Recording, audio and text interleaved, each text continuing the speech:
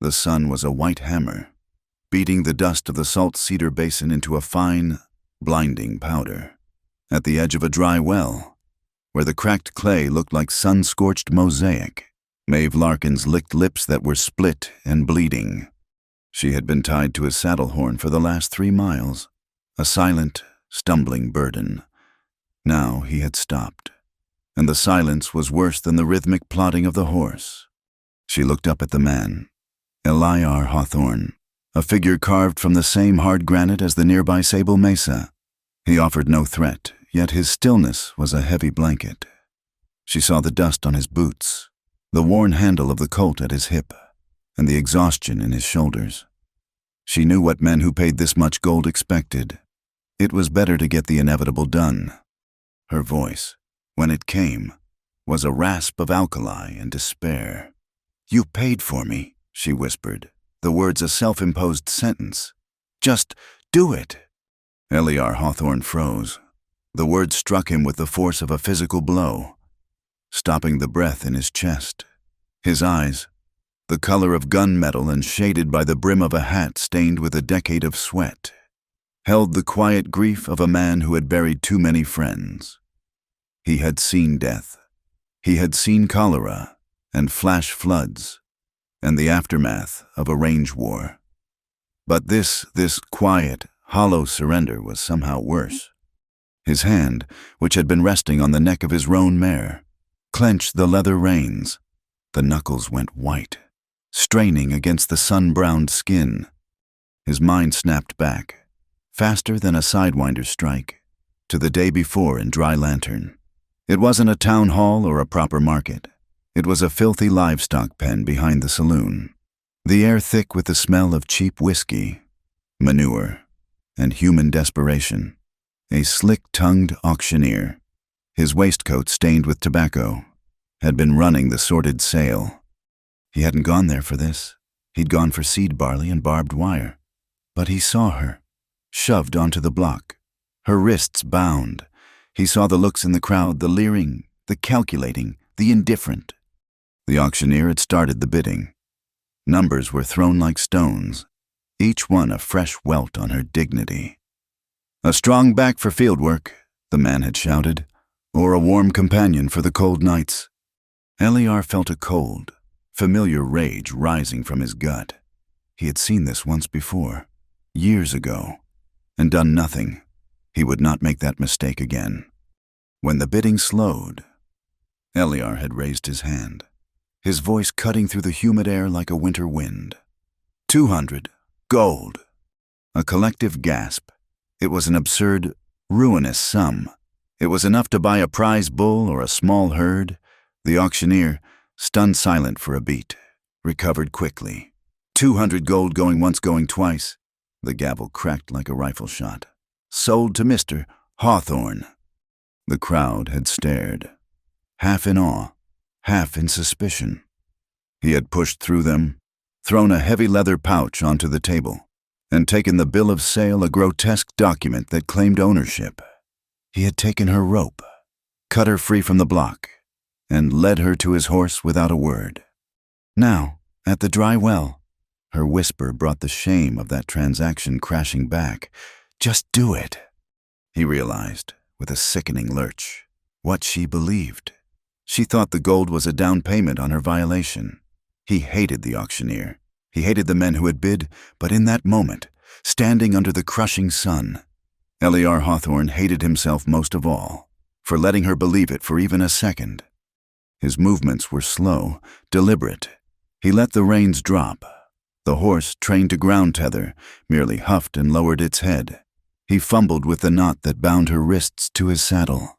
The rope was stiff, caked with grime. His calloused fingers worked at the fibers, careful not to touch her skin more than necessary. The rope fell away. Her hands, raw and red at the wrists, dropped to her sides.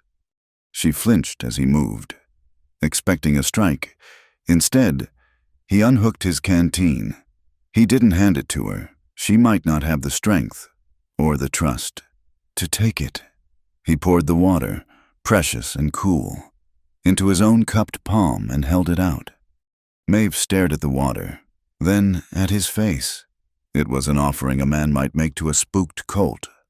"No one hurts you here," Eliar said. His voice was low, rough as burlap, but it was a vow. She hesitated, her gaze darting from his eyes to the water. Then, with a sudden, desperate movement, she bent and drank from his hand, her parched lips brushing his skin.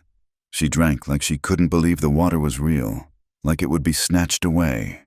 When his hand was empty, he poured more.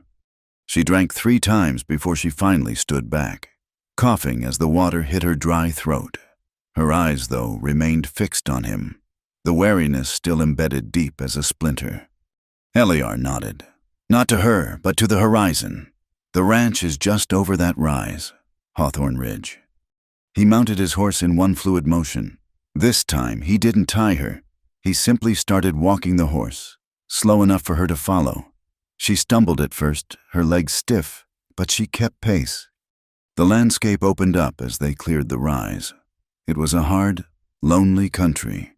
Gold dust, kicked up by a dry wind, shimmered in the air. A line of broken fencing limped toward the horizon, a testament to a battle against entropy that was, at best, a stalemate.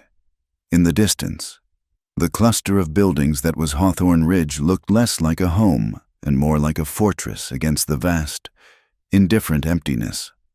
He led her past the main house, a sturdy 2-story structure of square-cut timber, and toward a small line shack set 50 yards away. Near the barn, it was a simple, 1-room cabin, probably meant for seasonal help. He pushed the door open. It was clean, but sparse. A cot with a folded blanket, a small table, a wash basin and a pitcher. Eliar went to his saddlebags, still slung over the mare. He pulled out a cloth-wrapped parcel and a clean wool blanket he'd bought in town. He set them just inside the door of the shack, a loaf of bread, a small packet of salt, and the blanket. He did not step inside. He did not ask her name. He did not ask where she came from.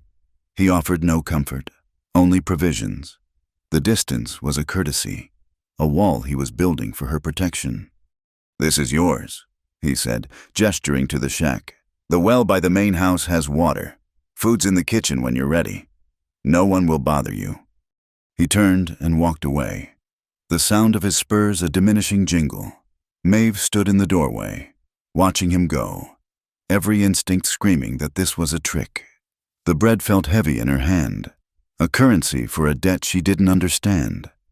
The sun finally bled out behind the mesas, plunging the basin into a cold, profound darkness. The first night was the loudest. From the high ridges of Sable Mesa, the sound of coyotes drifted down, a thin, hungry wail that echoed the hollowness inside her. In the main house, a single lantern burned low.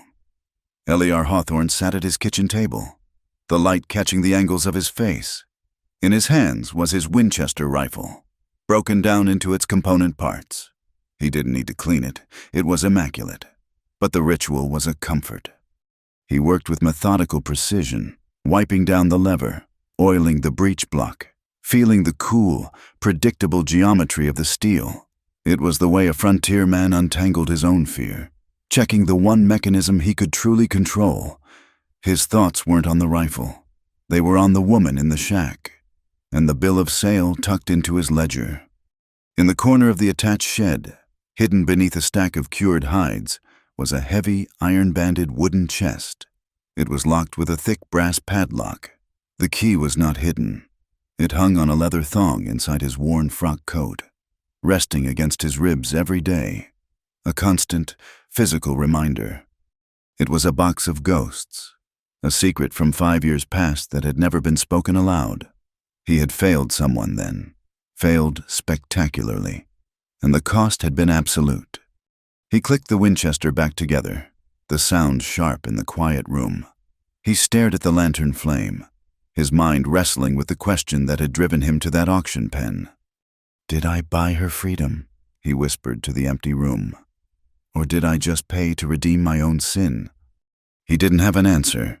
He only knew that the sin felt just as heavy as it had that morning. He blew out the lantern, But the darkness outside wasn't empty. Far out, moving along the high trail on Talavera Bluff, a pinprick of dust caught the last of the moonlight. It was too late for merchants, too organized for stray cattle.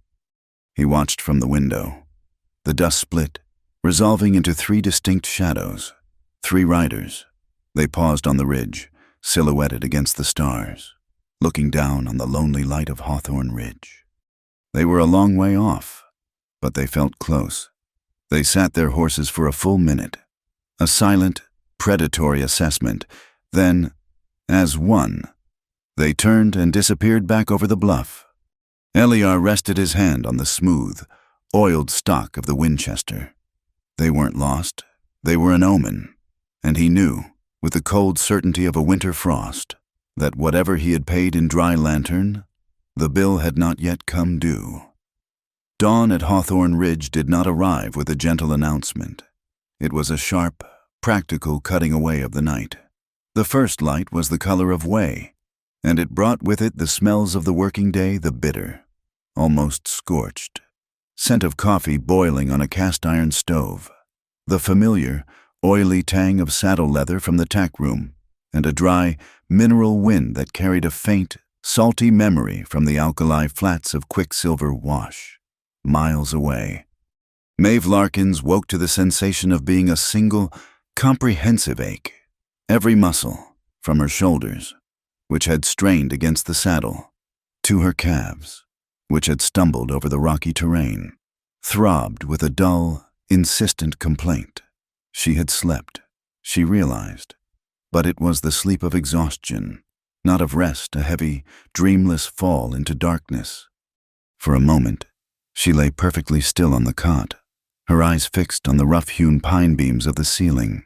The silence was absolute.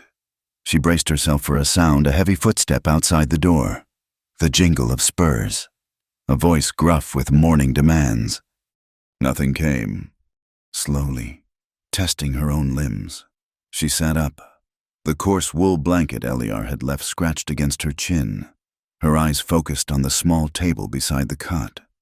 A tin bowl of water sat there, the surface still beside it, a thick slice of yesterday's bread, and next to that, a small, startling offering, a few sheets of rough paper, the kind used for ledgers or wrapping, and a small nub of charcoal, the kind scraped from a fire pit. She stared at the paper and charcoal.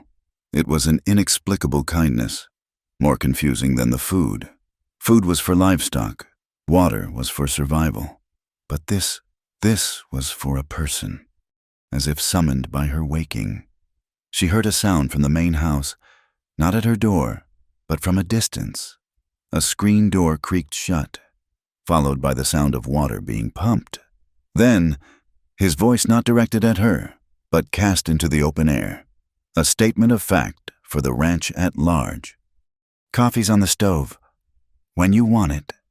It was not an invitation. It was not a command. It was an observation. When you want it. The words hung in the cool air, leaving the choice entirely, impossibly, with her. She waited. 10 minutes passed. The sounds of the ranch began, the snort and stamp of horses, the distant caw of crows wheeling over a stand of eucalyptus trees near the dry creek bed. He was not coming for her. Her feet were bare, the soles tender. She stood and walked to the door of the line shack.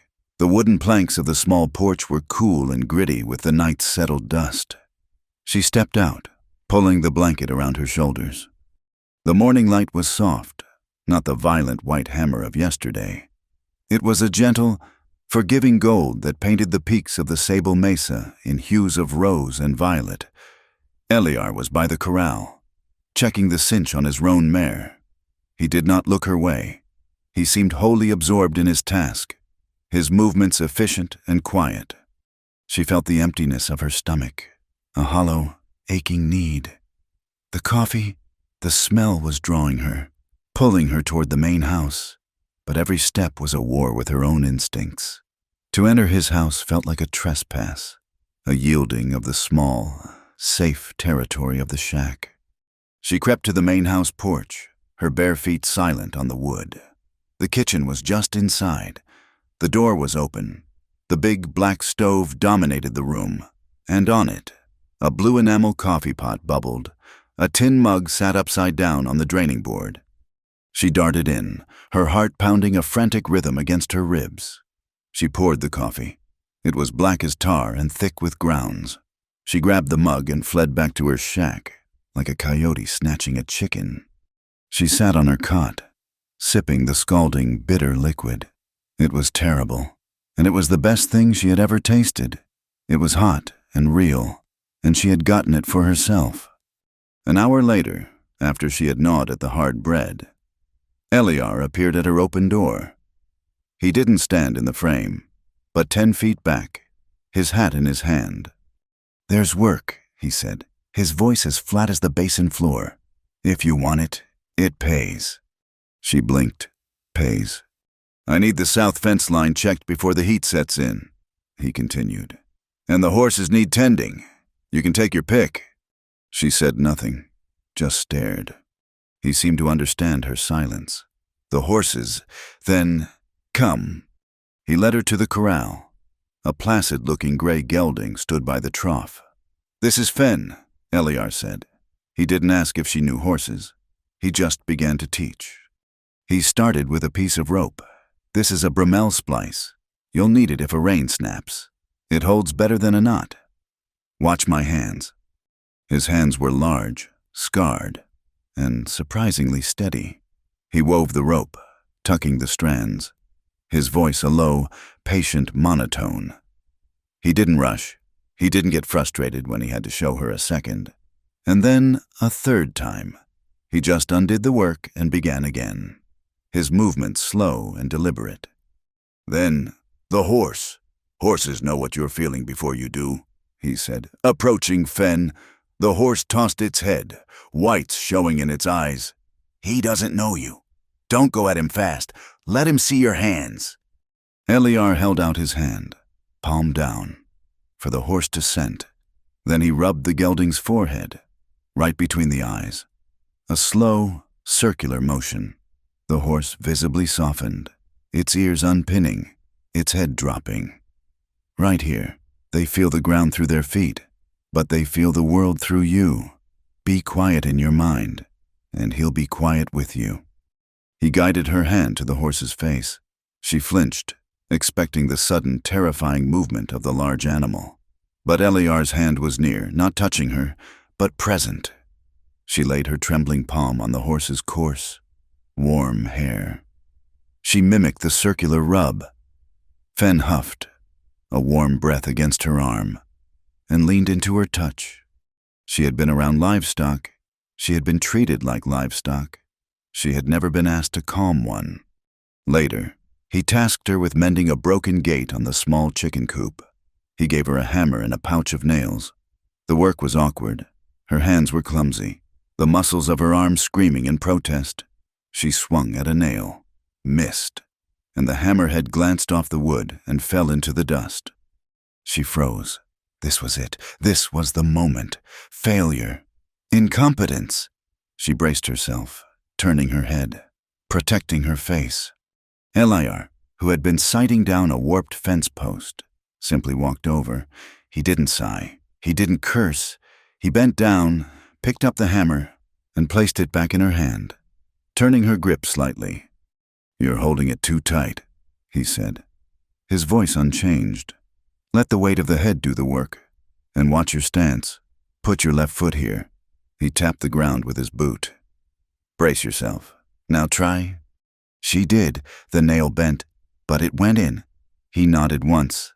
"That'll hold." They worked through the long, hot morning. They replaced 3 rotted boards on the main corral. They counted fence posts, Eliar making notes in a small book. They assessed the wind, which was picking up, and he showed her how to tie down the canvas covering the small grain wagon. They didn't talk about Dry Lantern. They didn't talk about yesterday. They talked about the stiffness of the wagon canvas and the likelihood of rain. The small, practical tasks began to build a rhythm, a metronome that beat against the frantic panic in her chest, slowly, steadily, calming it. Sometime near noon, they were trying to herd a stubborn brown mule into a separate pen. The mule, named Beatrice, planted its feet and refused to budge. Eliar pushed. He pulled. He tried to bribe it with a handful of oats. The mule simply chewed, its eyes half closed in stubborn defiance. Eliar stepped back, wiping the sweat from his forehead with his sleeve. He stared at the animal for a long moment. "Well, Beatrice," he said, his voice perfectly dry, "you've got the opinions of a senator and the charm of a tax collector." It was a terrible joke. It was flat and barely a joke at all. A sound escaped Maeve's throat. It was a choked, rusty bark. It took her a second to recognize it as a laugh. It hurt her throat, but it came out. Eliar turned, his expression unreadable, but his eyes, the gunmetal gray eyes that had looked so hard, were different.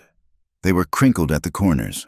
He was smiling, not with his mouth, but his eyes were smiling. The laugh died as quickly as it came, and she looked away, embarrassed. He just grunted, turned back to the mule, and said, "Well, tax collector, the senator's got to move." He finally managed to shove the mule's hindquarters into the pen. In the afternoon, he taught her to saddle Fen. Her muscles shook as she tried to lift the heavy western saddle. She dropped it the first time. He picked it up and showed her how to swing it from her hip. The second time, she got it onto the horse's back. It was crooked, but it was on. "Again," he said. She did it again and again. By the fourth try, her arms were liquid fire, but the saddle landed square. She fumbled with the cinch, her fingers raw. "That's enough," he said, seeing the tremor in her hands. "You'll do it again tomorrow." He nodded toward her shack. "Go on, rest before supper." She retreated, her skin buzzing from the sun, her body aching with a new kind of soreness. It was the ache of labor, not of injury. When she washed her face in the basin, she looked at her reflection in the water. Her eyes were still wary, still haunted, but they were not as empty. As dusk settled, the smell of wood smoke and cooking beans drifted from the main house. She hadn't realized how hungry she was. The single slice of bread was long gone. She waited in her doorway, watching the light in his kitchen window. She saw his shadow move. Then the screen door creaked.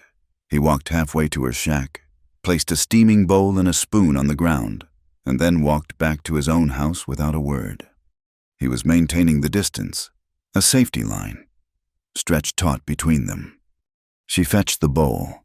It was a simple, thick stew of pinto beans and salt pork, smoky and rich. She sat on her cot, eating slowly, savoring every spoonful. It was hot, and it was filling, and no one had demanded anything for it. When the bowl was clean, she set it outside her door. The night was cold. The coyotes began their song again, but it sounded different tonight, less like a threat, more like a part of the landscape. She lit the small lantern he had left, the flame casting a weak, yellow circle. She sat on the cot and picked up the piece of charcoal. Her hand was stiff, her fingers curled from gripping the hammer and the ropes. She smoothed the paper on her knee. She thought about the day, the coffee, the knot, the horse's warm face, the thud of the hammer, the weight of the saddle, the bad joke, the hot stew. She pressed the charcoal to the paper. Her letters were shaky, childish. She wrote only 5 words, a testament to the strangeness of the day, a fact she needed to see to believe. "First day, no one touched me." In the main house, Eliar sat at his table, the ledger open. He had marked down the cost of the barley, the wire, and the damning line item from the auction. A sudden gust of wind, a precursor to a coming storm, rattled the windows of the house. It found a crack in the shed, and from the corner, a faint metallic clink sounded. The locked wooden chest. Eliar's gaze snapped to the shed door. His hand, which had been reaching for his coffee cup, stopped in midair. It hovered there for a long second, a tremor running through his fingers. The wind died down. The rattling stopped. But his hand remained, suspended over the table. The debt from 5 years ago. He had paid the golden dry lantern, but he knew, deep in his bones, that the true cost was still outstanding, and the woman in the shack was now tangled in it, whether she knew it or not. 2 weeks passed. Time on Hawthorne Ridge was not measured by the pages of a calendar, but by the slow, inexorable crawl of the sun's shadow across the face of Talavera Bluff. It was measured in the gradual easing of the ache in Maeve's muscles, replaced by the satisfying soreness of honest labor.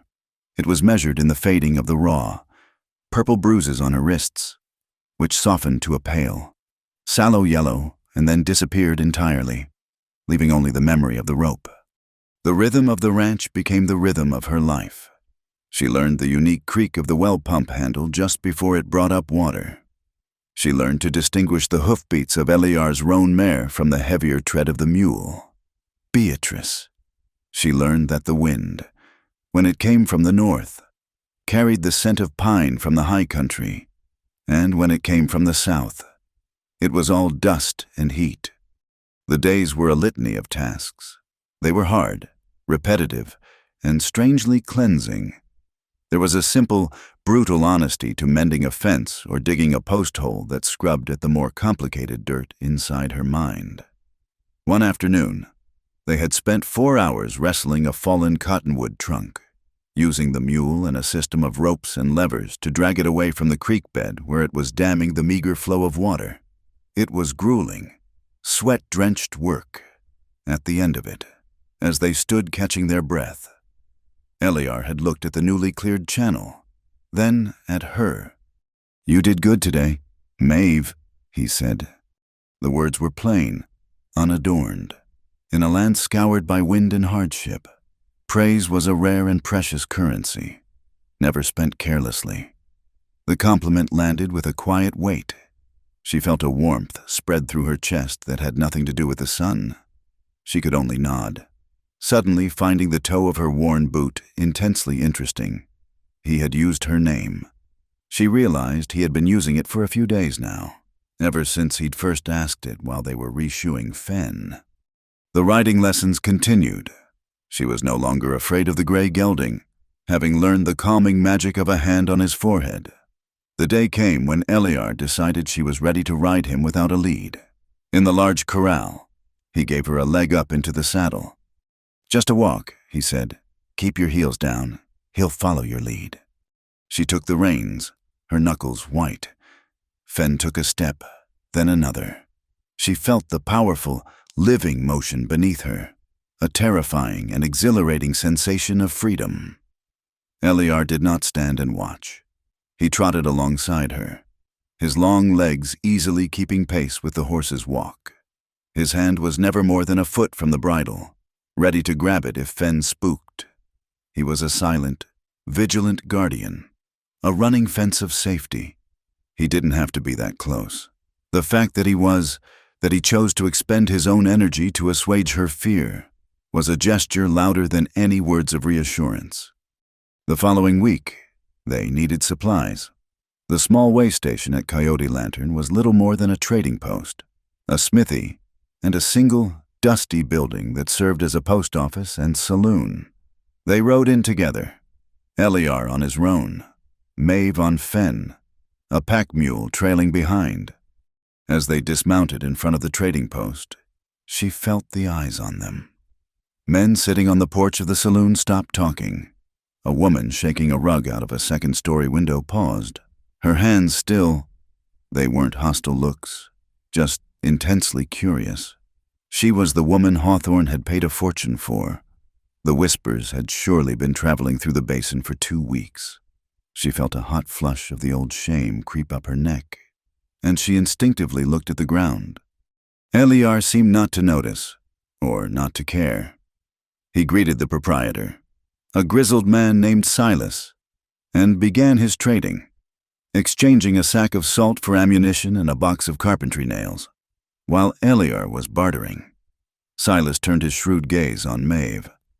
"Heard Gage Mercer's crew is back in the territory," the old man said, his voice a low rumble meant to carry.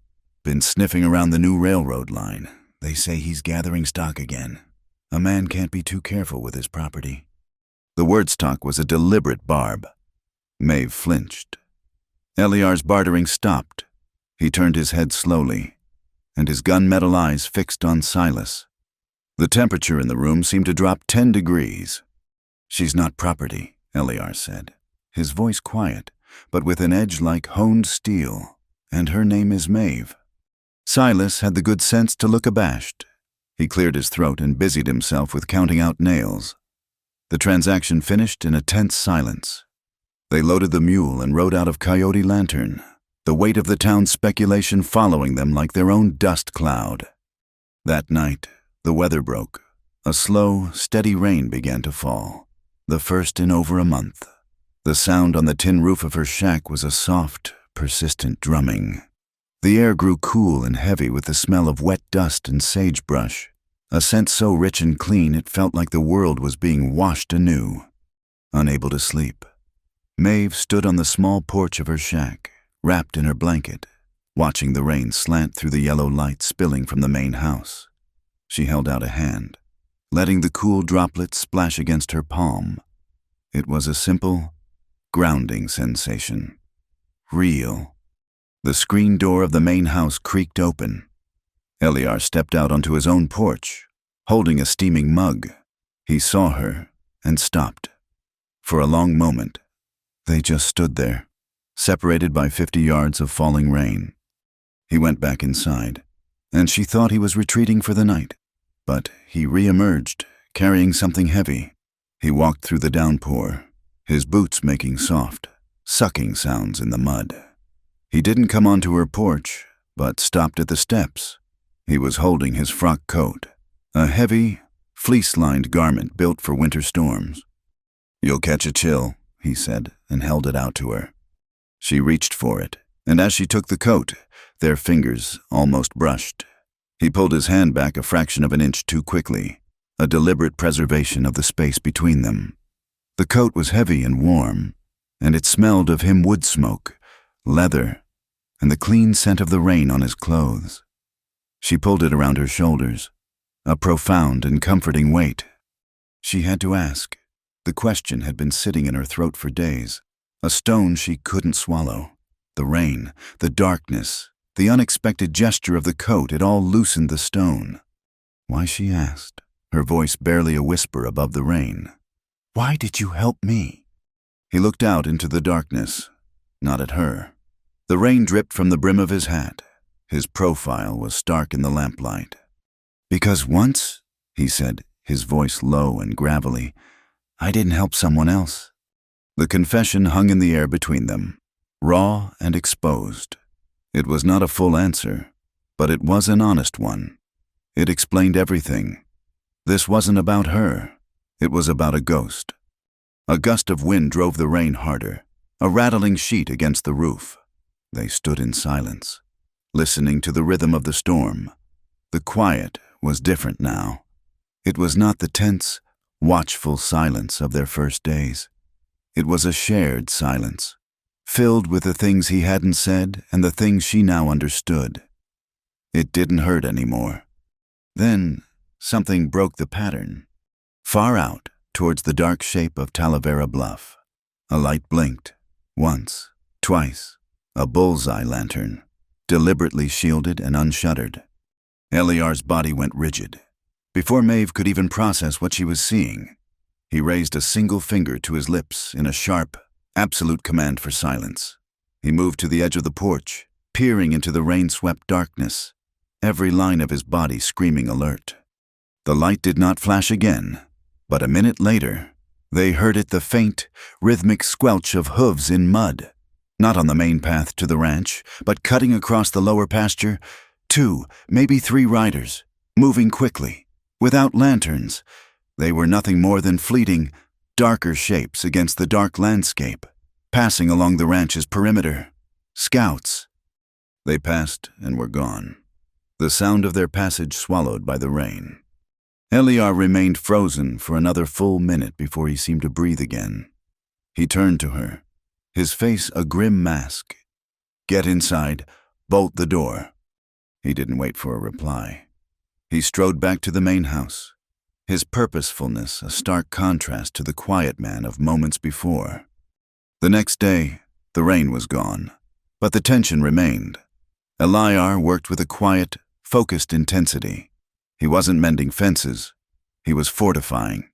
He replaced the simple latch on the grain shed with a heavy iron bolt. He spent an hour checking the lock on the barn doors, oiling the mechanism until it moved with silent precision. He was making the ranch a harder target. That afternoon, he came to her shack. He was carrying his Winchester. "You need to know how this works," he said. It wasn't a question. He took her out behind the barn. He didn't teach her to aim at a target. He taught her the mechanics of the weapon, the weight of it, the feel of the smooth wooden stock against her shoulder, the solid, satisfying thunk of the lever action chambering around, the sharp, metallic click of the safety. "This is how you load it," he said, guiding her hands. "This is how you clear it. This is the safety. You never point it at anything you don't intend to shoot. You treat it as if it's always loaded. It's a tool. Know it, so you don't have to be afraid of it."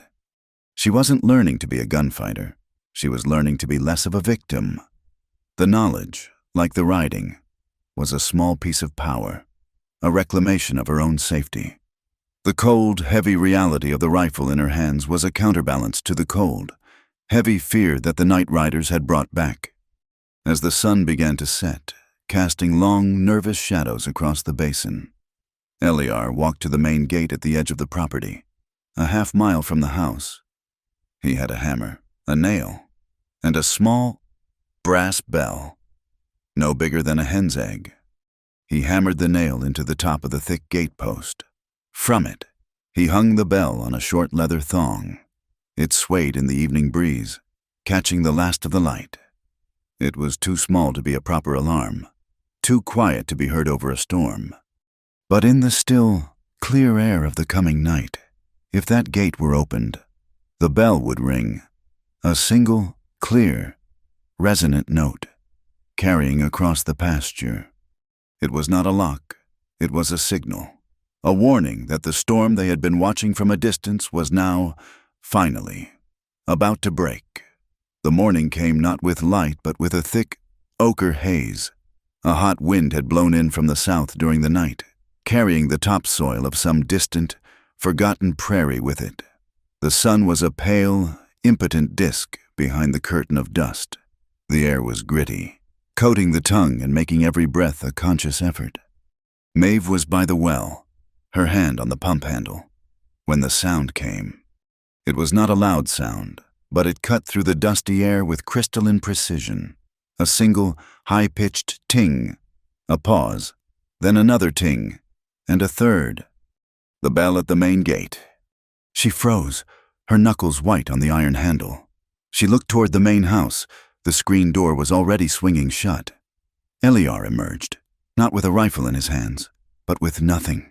His hands were empty, his stride measured, as he walked to the center of the yard, placing himself squarely between the house and the approaching path. He was a statue waiting for the storm.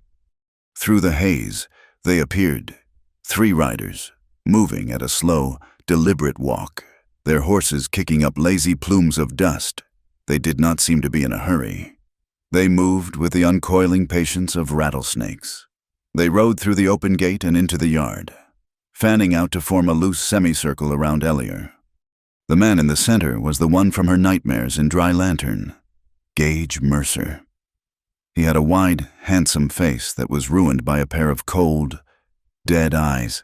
He smiled, but it was a carnivore's smile, all teeth and no warmth. He sat his black stallion as if he were part of it, a centaur of malice.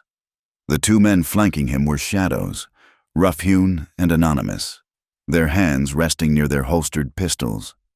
Gage Mercer surveyed the ranch, the sturdy house, the mended corral, the small figure of Maeve by the well with an appraiser's eye. His gaze lingered on Maeve, a flicker of something that was part ownership and part contempt. Then he fixed his attention on Eliar. "Hawthorne," he said, his voice smooth and conversational, a terrifying contrast to his presence. "You paid a fair price in gold for our merchandise. A bit extravagant. but fair. Now it's time to pay the rest. Eliar did not answer immediately.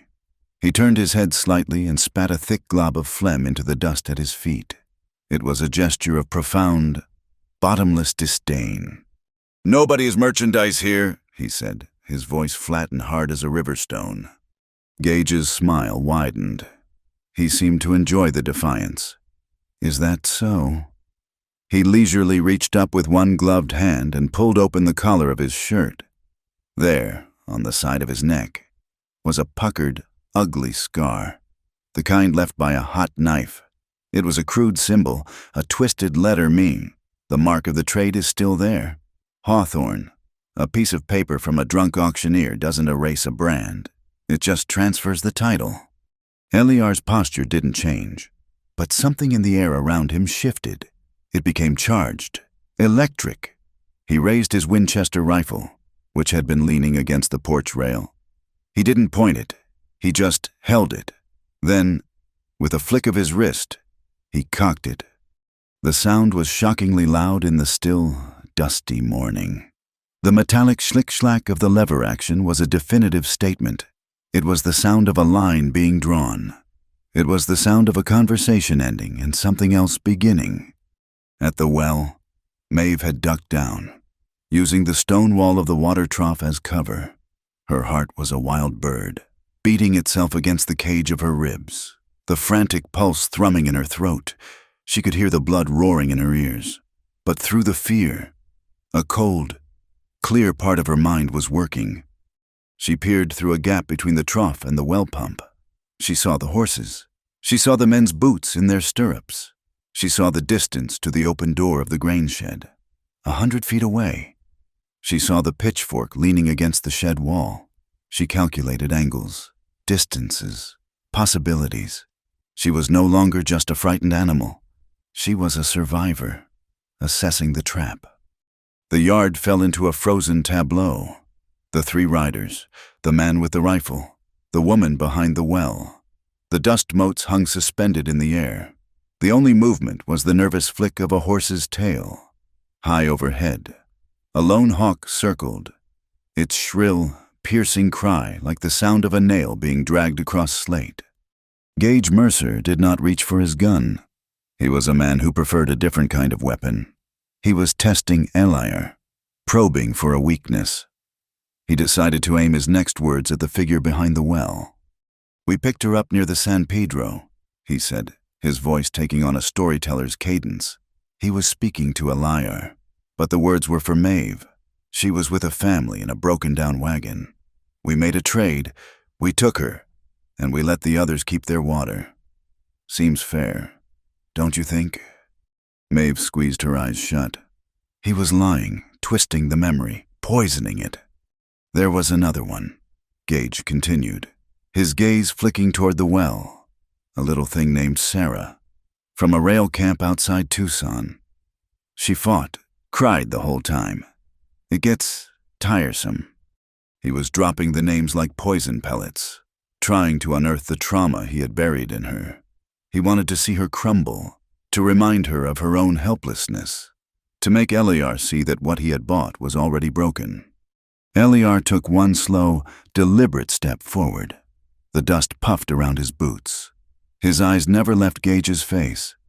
"Set one foot of your horse on my deeded land," Eliar said, his voice dropping to a low, lethal growl, "and you will learn your last lesson." There was no boast in his tone. It was a statement of pure, unalterable fact, like telling a man the sun would set in the west.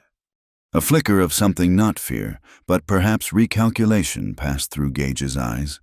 He knew of Hawthorne. Every man in the territory who rode the wrong side of the law knew of him. They knew the story from 5 years back. At a place called Black Needle Crossing, a gang of outlaws, 10 strong, had tried to hold up a cattle drive Eliar was ramrodding. They had expected a simple score.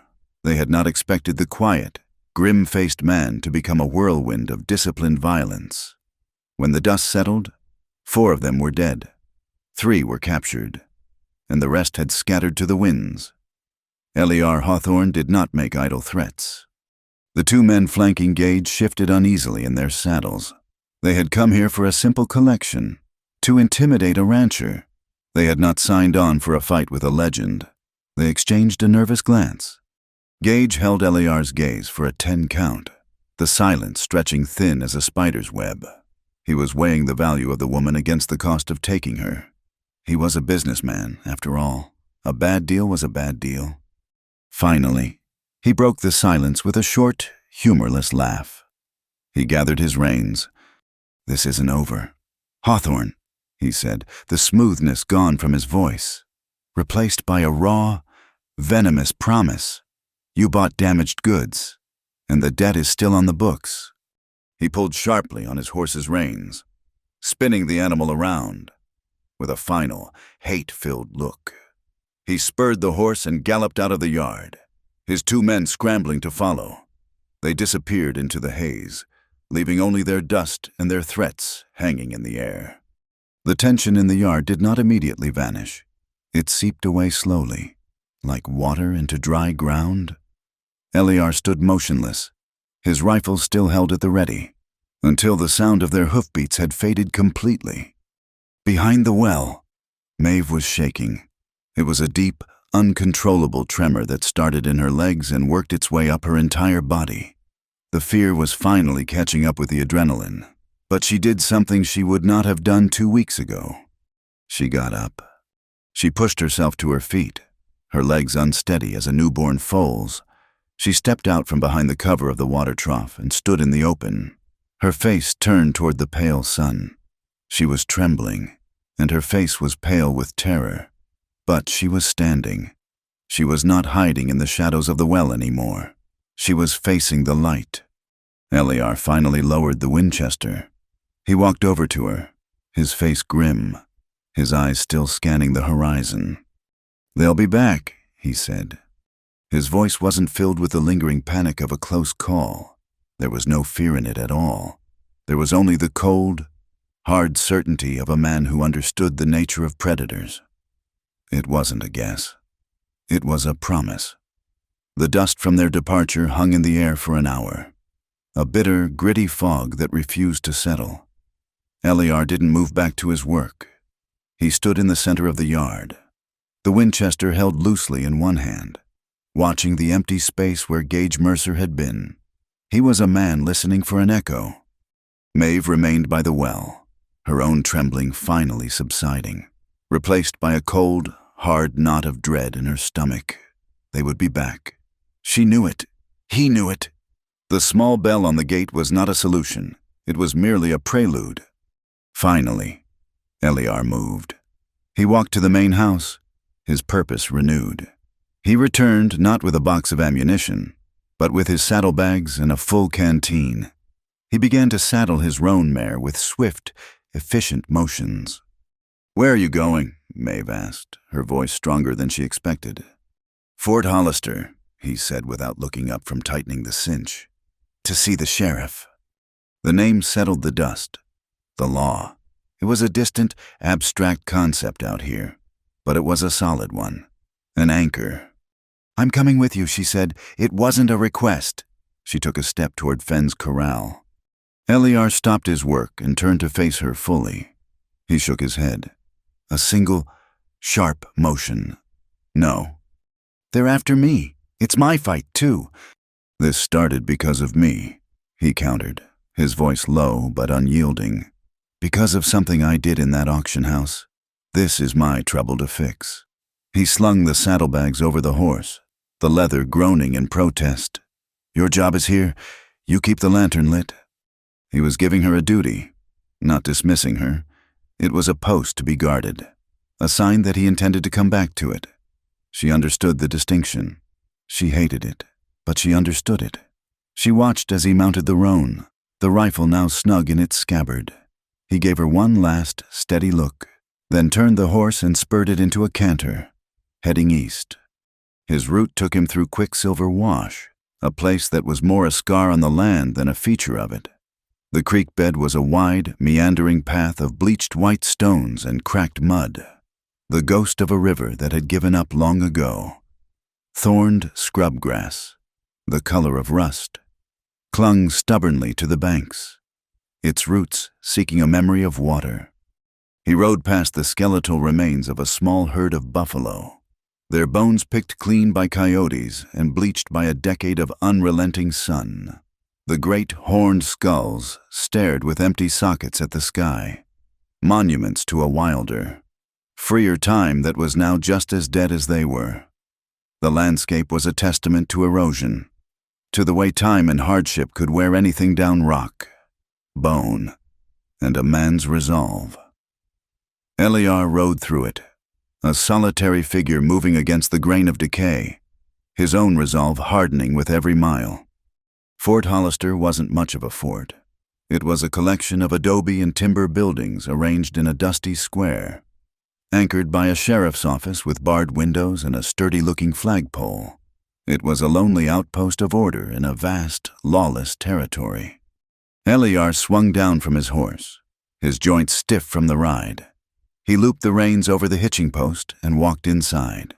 The office smelled of stale coffee, oiled leather, and the dry, papery scent of old documents. Behind a large, cluttered desk sat a man with a walrus mustache and the weary eyes of someone who had seen every possible variation of human foolishness. Sheriff Callum looked up from his paperwork, his eyes narrowing in recognition. "Hawthorne," he grunted. It was a greeting, a question, and an expression of surprise all in one. "Last I heard, you were content to raise dust and cattle. Don't tell me you've taken to robbing stagecoaches." "Not my line of work, Abe," Eliar said, his voice dry. "I leave that to the professionals." The two men had served as territorial rangers together a lifetime ago. They had tracked rustlers across the Badlands and shared cold camps under colder stars. They didn't need to waste time on pleasantries. "Trouble?" Callum asked, leaning back in his chair, which squeaked in protest. "Gage Mercer," Eliar said. Callum's weary expression sharpened. He sat forward, the chair groaning again. "I thought he'd moved his operation south of the border." "He's back. Paid a visit to my ranch this morning." "Over what?" For an answer, Eliar reached into the inner pocket of his coat. He pulled out a folded, creased piece of paper and laid it on the desk. It was the bill of sale from Dry Lantern. Sheriff Callum picked it up, his thick fingers surprisingly deft. He unfolded it and read. His eyes scanned the crude lettering, the outrageous price, and the symbol at the bottom, the ugly "twisted" that Mercer's crew used as their mark, sometimes burned into paper, sometimes into flesh. He put the paper down and looked at Eliar, his gaze heavy with a complicated mixture of disapproval and understanding. "Jesus, Eliar," he sighed, running a hand over his face. "This paper, it's a piece of evidence, and it's the sin you're carrying. All in one." "I know what it is," Eliar said. "Mercer seems to think it gives him rights. I need him run out of this territory, permanently." Callum tapped the bill of sale. "This is a start, but a piece of paper isn't enough. I need more than your word that he threatened you." "He has a camp," Eliar said, "up in the rocks north of the basin. I saw their tracks a few nights back. 2 of them scouted my land. Fresh shoes, one with a nick in the left fore. They're using cold camps, burning mesquite so the smoke is harder to see, but they're there." The sheriff listened, his eyes missing nothing. This was the Eliar Hawthorne he remembered, the tracker, the man who read the land like a book. "All right," Callum said. Standing up, he walked to the door and bellowed, "Miller Russo, saddle up." 2 young, lean men in the dusty, brown uniform of the Rangers appeared from a back room. They were all business. "Miller, you and Russo are riding with Mr. Hawthorne," Callum instructed. "He thinks he's located Gage Mercer's local hideout. I want eyes on it. If you find them, and they're armed for trouble, you bring them in. I want Mercer, but I'll take any of his vermin I can get." Eliar led the 2 rangers out of Fort Hollister, cutting north into the broken, rocky country that formed the basin's rim. He didn't follow a trail. He followed signs that only he could see: a patch of disturbed gravel, a freshly broken branch on a greasewood bush, the faint, almost invisible tracks he'd noticed days ago. Late in the afternoon, he reined in his horse at the mouth of a narrow, boulder-choked canyon. He dismounted and held up a hand. "They're in there," he whispered, pointing. "You can smell the smoke now, and they've got a horse on picket just inside." Careless. The rangers dismounted, their movements fluid and practiced. They drew their rifles. "We'll take it from here. Mr. Hawthorne," Miller said, his voice a low whisper. "You stay with the horses." Eliar gave a curt nod. He had brought the law to the lawless. His part in this hunt was done. He led the horses back behind a rock outcropping and waited. He didn't have to wait long. 10 minutes later, the canyon echoed with a single, sharp command. "Rangers, drop your weapons." There was a frantic scramble, the clatter of a dropped rifle, a string of curses, then a single gunshot, flat and ugly in the enclosed space. It was followed by silence. Eliar's hand went to his own pistol, but he held his position. A minute later, Ranger Russo emerged from the canyon, half dragging a man who was clutching a bleeding arm and cursing a blue streak. Miller followed, prodding 2 other men before him, their hands clasped on top of their heads. Their guns were tucked into Miller's belt. The law had come down like a hammer, swift, brutal, and efficient. They tied the prisoner's hands. The wounded man was sullen. The other 2 were terrified. They were just hired muscle, men who had likely never faced down a pair of determined rangers before. Eliar watched them, his face an unreadable mask. He felt a hot, satisfying surge of anger, the kind that demanded violence, but he let it pass. He looked at the 3 captured men, their faces smudged with dirt and fear, and he felt nothing but a cold sense of purpose. They were not the disease. They were just a symptom. He said nothing to them. He walked to his horse, checked the cinch on his saddle, and stared west, where the sun was beginning to dip below the mountains, painting the clouds in fiery shades of red and orange. He watched the spectacular death of the day and consciously turned his rage into discipline. They rode back to Fort Hollister with the prisoners in tow. Sheriff Callum issued a warrant for the arrest of Gage Mercer on charges of kidnapping and assault.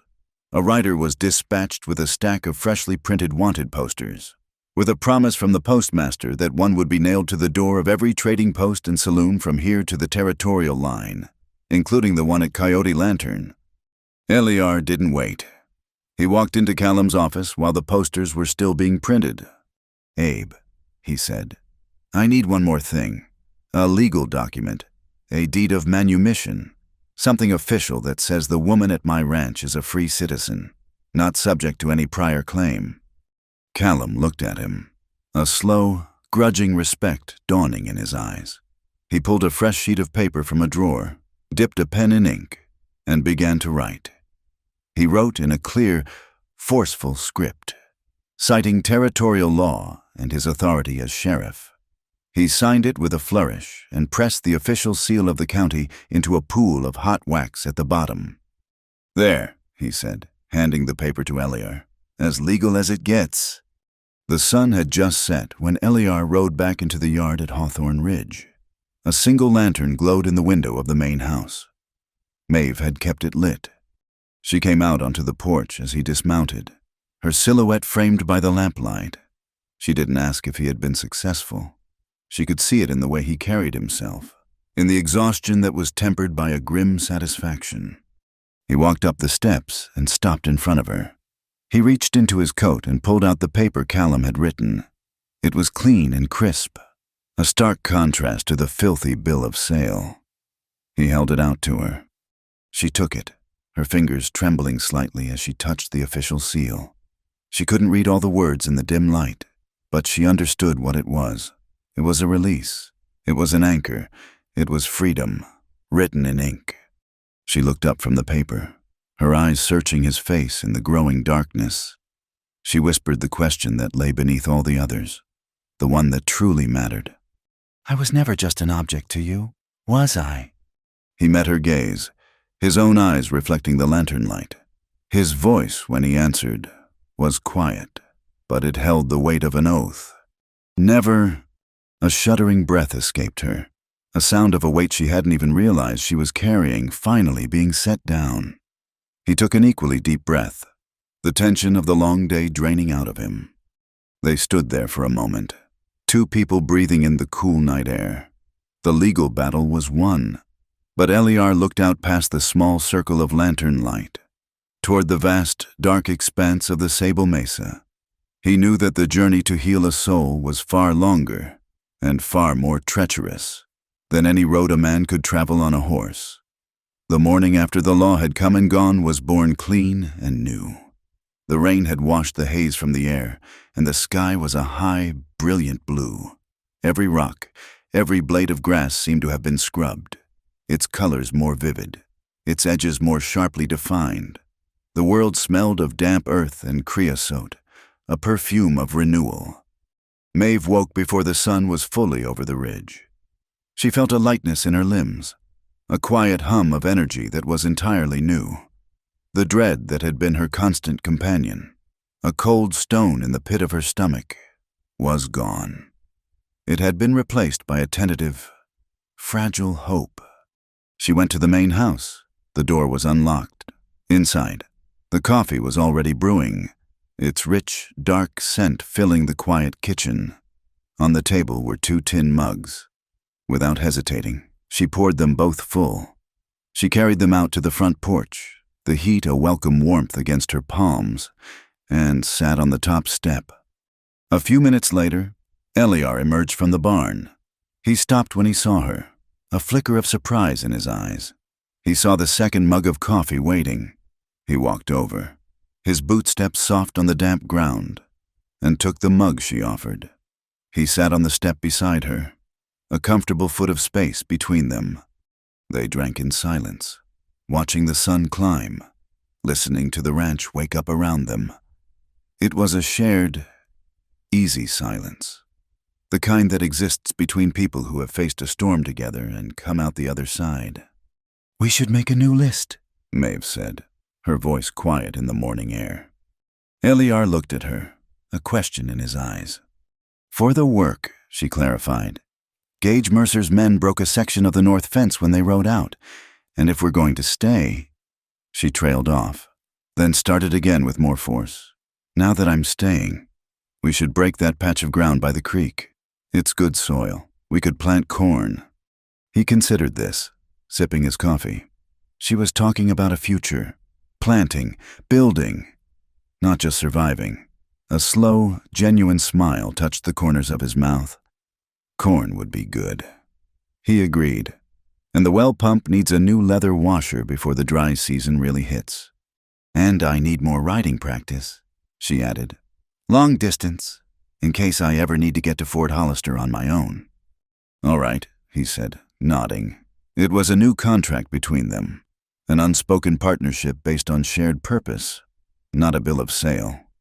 That afternoon, while they were sorting through old tools in the shed, Maeve found a stack of old ledgers and a worn, leather-bound Bible. She ran her fingers over the faded gold lettering on the Bible's cover. "Will you teach me?" she asked, her voice barely a whisper. He stopped his work. "Teach you what?" "My letters," she said, a faint blush on her cheeks. "How to read." He looked at the book in her hands, and then at her face. He saw the fierce hunger in her eyes, the desire to reclaim a part of the world that had been denied to her. He understood that this was not about reading stories. It was about reading her own deed of freedom, about being able to write her own name and know it had power. "Of course," he said softly. He took the ledger and the Bible and set them on the clean surface of the workbench. "We'll start tonight." Their lessons became a part of the new rhythm of the ranch. After supper, they would sit at the kitchen table, the lantern casting a warm, golden circle of light. He was a patient teacher. He showed her how to form the letters, his large, calloused finger tracing the shapes in the book. He started with her name, Maeve. She wrote it over and over again in the margins of the old ledger, her hands shaking at first, then growing steadier. Her name, her own. A week later, they were practicing her long-distance riding. A fierce wind was gusting down from the high mesas, making the horses skittish. They were riding in the wide, open pasture east of the ranch house. Maeve was on Fen, feeling the horse's nervous energy, the way he shied from the tumbleweeds that bowled across their path. A particularly strong gust, a sudden, violent wall of air, caught her off guard. It tore at her hat and made Fen sidestep abruptly. She lost her balance, a stirrup slipping from her boot. For a terrifying second, she fought to stay on, her fingers clawing at the saddle horn, but it was no use. She tumbled from the saddle, landing with a hard, breath-stealing thud in the tall, dry grass. Eliar was off his own horse before she even hit the ground. He had seen the gust, had seen Fen's panicked sidestep. He ran toward her, his face a mask of alarm. Maeve. She was winded, a sharp pain in her ribs, but nothing was broken. She pushed herself up onto her elbows, gasping for air. He reached her, his shadow falling over her. He dropped to his knees, his hands reaching out instinctively to help her up, to check for injury. And then he stopped. His hands hovered in the air, inches from her shoulders. The ingrained habit of maintaining their physical distance, the respectful boundary he had so carefully constructed, arrested his motion. In that frozen moment, his raw, protective instinct warred with his hard-won restraint. He would not touch her without permission, not even now. He waited, his eyes searching hers, asking a silent question. Maeve saw the conflict in his face. She saw the desperation to help and the fierce will holding him back. She saw his respect for her, a thing so profound it governed his most basic instincts. A wave of warmth washed through her, pushing back the shock and the pain. She gave him a small, almost imperceptible nod. Yes, the permission was granted. He closed the distance, his hands settling on her shoulders. His touch was not tentative. It was firm, warm, and incredibly steady. It was the touch of a man anchoring a frightened animal, a touch that offered strength without demanding anything in return. He helped her sit up, his hands supporting her back. "Are you hurt?" he asked, his voice rough with concern. "Just my pride," she managed to gasp, a weak smile touching her lips. "And my breath." He helped her to her feet, his arms securely around her waist. Once she was standing, steady on her own 2 feet. He slowly, reluctantly, let her go, stepping back to restore the respectful space between them. The moment had passed, but something had changed. A wall had been tested, and a gate had been opened. That night, the wind died down, leaving the air still and cool. They sat on the porch, not on separate steps, but together on the top one. The stars were brilliant in the moonless sky, a dense, shimmering carpet of diamonds. "My mother," Maeve said suddenly, her voice soft in the darkness, "used to dye cloth. She would gather lilac blossoms in the spring. She'd boil them in a big pot behind the house. The whole yard would smell of them for days." She looked at her hands, as if she could see them stained with purple. She said it was like trapping a piece of the spring sky in a piece of fabric. It was the first time she had ever volunteered a memory from before, a piece of herself that was not defined by trauma. It was a small, perfect, beautiful thing, an offering laid carefully in the space between them. Eliar was silent for a long time, listening not just to her words, but to the quiet courage it took to say them, the ghost that had driven him, the failure that lived in the locked chest in his shed, rose up in his mind. He owed her the same honesty she had just given him. "There was a woman," he began, his voice low and heavy, the words tasting like rust in his mouth. 5 years ago, her wagon train was hit by raiders, not far from Black Needle Crossing. I was scouting for the territorial marshal. I saw it happen. He stared out at the dark line of the mesas. I had a rifle. I had a good position. But I froze. I just watched. By the time I got myself moving, it was too late. They took her. I never knew her name." He had never spoken those words aloud to another living soul. The confession stripped him bare. He had not been a hero who arrived too late. He had been a coward who failed to act. A warm breeze drifted up from the creek bed, carrying the sweet, heavy scent of the wild plum blossoms that grew there. The silence stretched, filled with the weight of their shared pasts, their shared pains. Then, slowly, deliberately, Maeve moved her hand. She laid it gently over his where it rested on the wooden porch. It was a simple, quiet gesture. Her skin was warm against his. A current passed between them, a silent acknowledgement of their wounds. He did not pull away. He turned his hand over, his calloused fingers lacing with hers. He turned to look at her. Her face, in the faint starlight, was etched with a profound and gentle understanding. She wasn't looking at him with pity, but with a kind of recognition. She leaned in, her movement hesitant. The kiss, when it came, was as soft and gentle as a moth's wing. It was not a kiss of passion, but of gratitude. It was a thank you for the coffee, for the riding lessons, for the safety of the locked door, for the shared silence, for the truth. It was short, trembling, and deeply respectful. When she pulled back, they were both breathing a little faster. Later, inside the main house, the lantern was turned down low, its light a soft, forgiving glow. The window was cracked open, letting in the cool night air and the scent of wild plums. They stood close, not touching, but occupying the same small circle of light. He whispered her name. She whispered his. They came together, foreheads resting against each other, and in the quiet of the room, they began to speak the words they had never thought they would say aloud. Words of fear, of loneliness, of the ghosts they carried. It was a confession, a prayer, an absolution, all at once. The view from outside the window showed only their two silhouettes, merging into one as he wrapped a coarse wool blanket around both their shoulders. They stood there for a long time, holding each other against the darkness, their heartbeats slowing, finding a shared, peaceful rhythm. The lantern flame flickered, and then went out. The next morning, they met in the kitchen. An awkwardness hung in the air, but it was a warm, pleasant kind, shot through with shy smiles. He tried to make the coffee and put in too many grounds, making a brew so thick and bitter it was undrinkable. Maeve laughed, a real, unburdened laugh that filled the small kitchen. She took the pot from him, her hand brushing his, and fixed it, her movements sure and practiced. The work continued. They mended the fence. They started clearing the field for the corn, but their steps were lighter. Their occasional shared glances were filled with a new, unspoken understanding. That evening, as the sun was setting, Eliar came to her. He was holding something in his hand. It was a thin cord, no thicker than a pencil, that he had braided himself from 3 strands of soft, clean rope. He held it out to her. It was a simple choker necklace.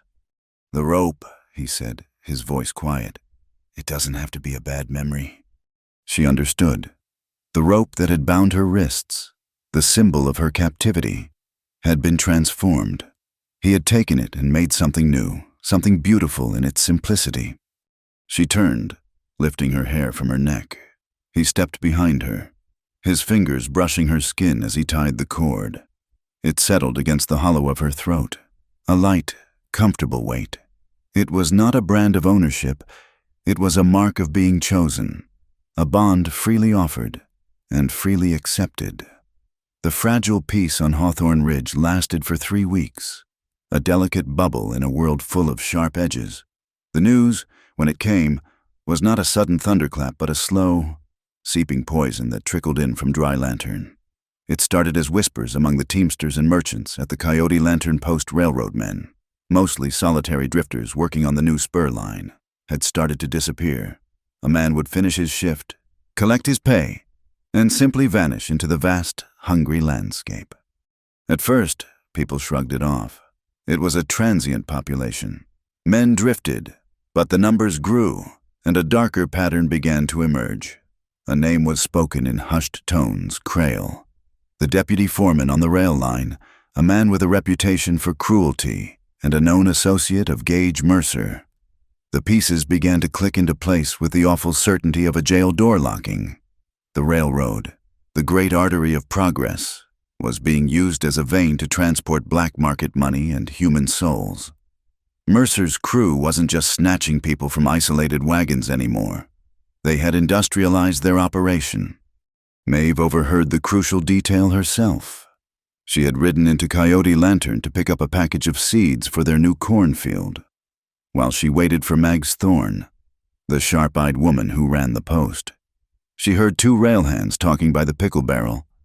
They spoke low, but the wind carried their words. "A special shipment tonight," one was saying. "Crail's orders. A big crate of mining equipment on the midnight freight. Says it's fragile and has to be the last car. Wants it handled quiet. No questions." The other man grunted. Funny kind of equipment that gets loaded after dark by men with guns instead of dollies. The word equipment hit Maeve like a physical blow. It was the same dead, dehumanizing language the auctioneer had used. Her blood ran cold. She knew, with a certainty that bypassed all logic and went straight to her bones, what was in that crate. She paid for her seeds, her hands trembling, and rode Fenn back to the ranch at a gallop. She found Eliar reinforcing the foundation of the barn, his face grim with concentration. She slid from the saddle before the horse had even stopped, her words tumbling out in a frantic, breathless rush. She told him what she'd heard: the midnight freight, the Sable Mesa cut, the crate of equipment. "We have to do something," she finished, her fists clenched at her sides. Eliar listened, his hammer resting forgotten in his hand. He looked at the hard line of her jaw, the fire in her eyes. The terror was still there, but it had been forged into something else, a righteous, unbending anger. "This is bigger than us, Maeve," he said, his voice heavy with caution. "This isn't just 3 riders in our yard. This is Crail, the railroad. It's an organization." "And we let them pass right through our valley," she challenged, her voice rising. "We just bolt our doors and pretend we don't hear the screams because they're on a train." She took a step closer, pointing toward the high, jagged silhouette of Talavera Bluff. "The track runs right below that bluff. The pass is narrow. If a signal lantern went up, a red light, the engineer would have to stop. He'd have to—" It was an insane, desperate idea. It was a plan born of fury and a refusal to be a victim ever again. Eliar stared at the bluff, then back at her. He saw the risk. He saw the overwhelming odds. He saw a dozen ways they could both end up dead. But he also saw the woman standing before him, no longer the broken creature he'd cut from his saddle, but a fighter. To tell her no would be to tell her to go back to being that person, to hide by the well and wait for the inevitable. He couldn't do that. He let out a long, slow breath. "We're not just saving ourselves," he said, the words a surrender and a vow. He had found his own answer. They knew they needed help. That evening, they rode back to Coyote Lantern. Mags Thorne's place was quiet.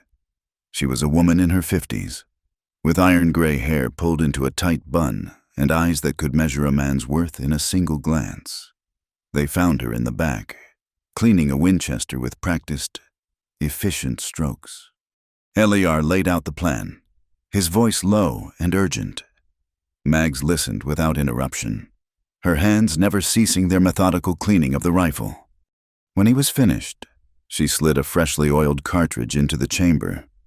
"Mercer and his scum are bad for business," she said, her voice raspy. "And I've got 2 nieces working in Dry Lantern. Count me in." Their next stop was the livery, where they found Harlan, the young mail rider, patching a bridle. He was barely a man, wiry and quick, with a shock of sandy hair and eyes that missed nothing. He had seen Maeve at the ranch, had delivered their mail with a shy, respectful nod. He listened to the plan, his young face growing paler and more determined with every word.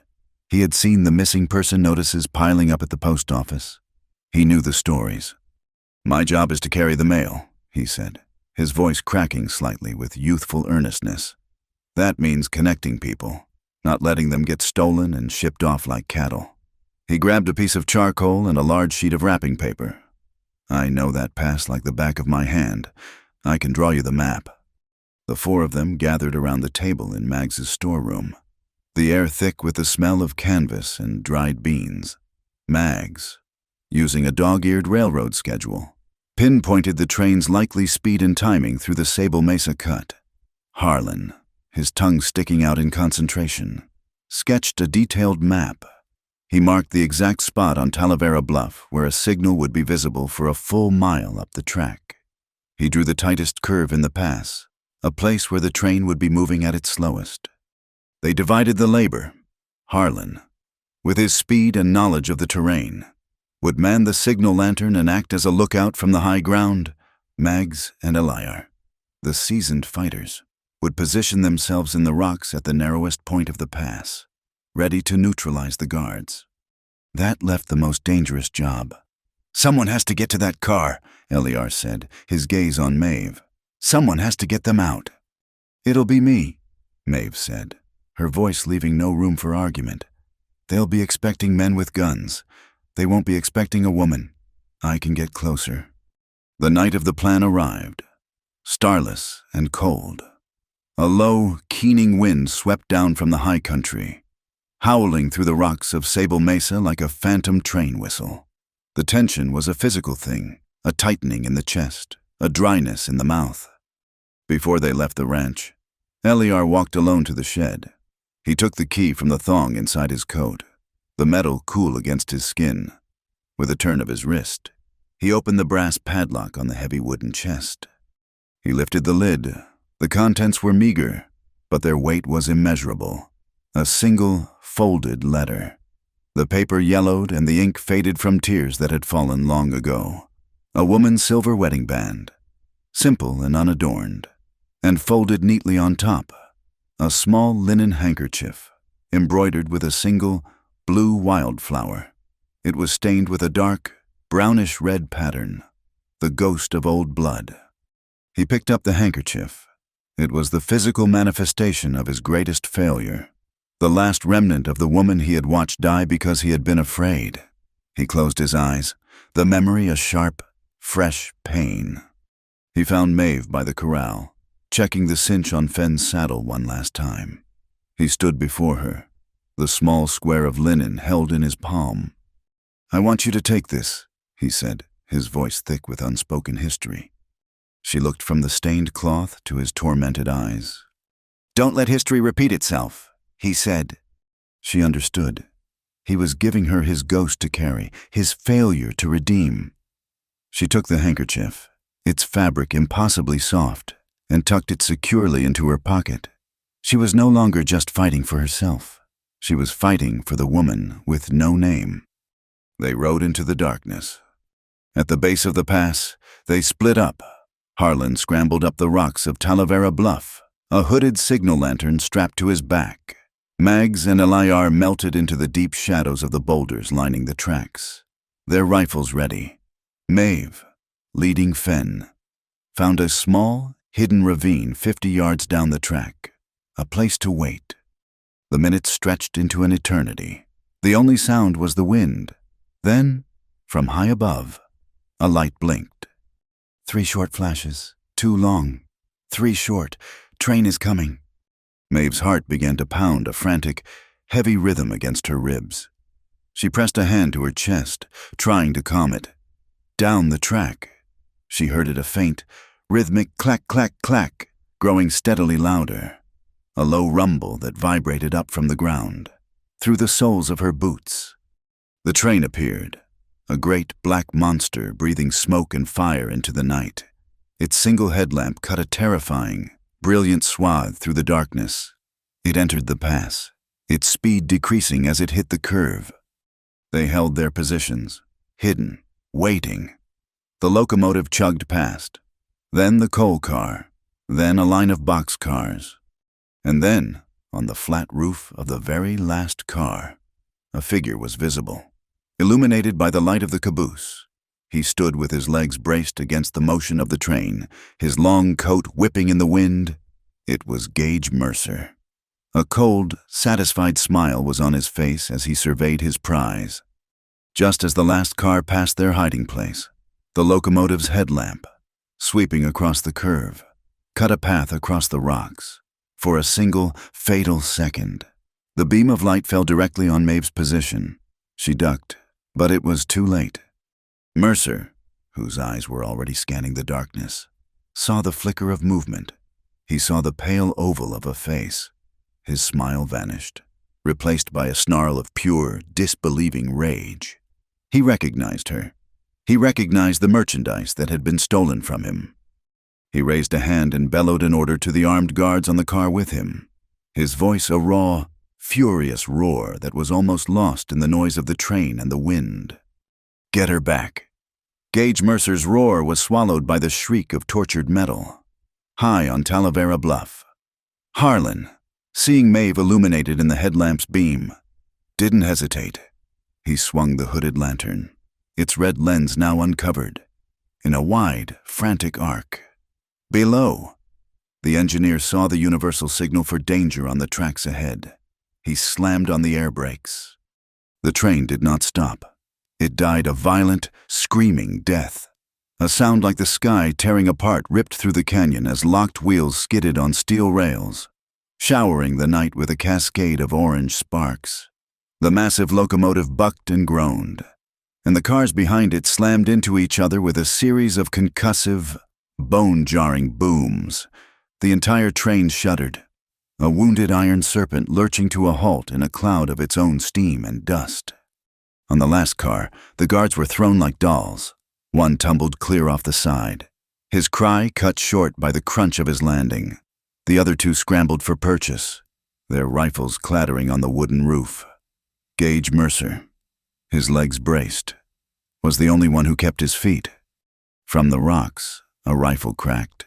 It wasn't a shot aimed to kill. It was a statement.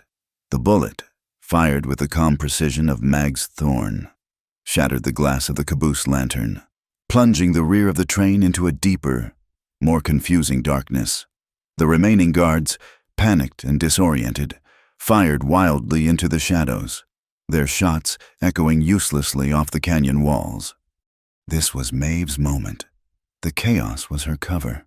She broke from the ravine, her heart a wild drum against her ribs. Fen, spooked by the noise, tried to rear, but she held the reins firm, her voice a low, calming whisper. She tethered the horse to a scrub oak and scrambled up the steep embankment to the tracks. The last car, the equipment car, was right there, its large sliding door secured by a heavy external padlock.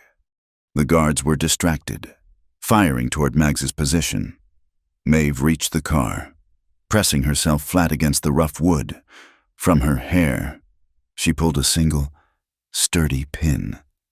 Her hands were shaking, but her mind was a sliver of ice. She remembered a boy from her past, a locksmith's son, who had shown her the simple trick of it. She inserted the pin into the keyhole, her fingers probing the simple mechanism, feeling for the tumblers. The metal scraped. For a heart-stopping second, it wouldn't give. Then, a faint click. The lock sprang open. She pulled the heavy door sideways, the wheels groaning on their track. The stench that rolled out was the smell of fear and unwashed bodies. Inside, huddled in the darkness, were 6 figures, 4 women, their faces pale and terrified in the dim light, and 2 men, their hands bound, their eyes wide with a mixture of shock and dawning hope. "I'm here to help," Maeve whispered, her voice raw. "We have to be quiet. We have to be fast." While she worked, the true battle was joined. Eliar had used the train's violent stop to his advantage. Climbing onto the roof of the car from the opposite side, he moved with a predator's silence, a dark shape against the star-dusted sky.